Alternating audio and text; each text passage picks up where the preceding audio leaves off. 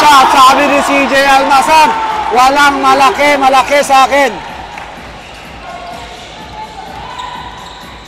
Kalipa. And 1 para kay Kalipa. Itong si Kalipa, pag gusto umiscore, i-score ito. Hindi basta mabibigyan.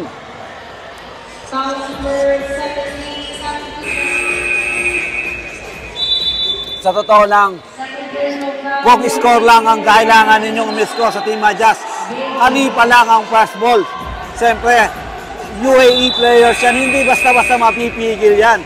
Pero kung gusto agad umiscore ng mga kasamahan, talagang mahihirapan sila.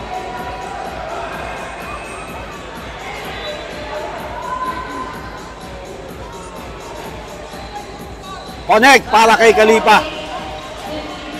52-48, baba sa 4. Alam naman natin ang Kalipa, pag ito nagmomento, mahirap pigilin to. CJ, maganda depensa ni Jacinto. Humingi ng fake. Mas malaki yan, sabi ni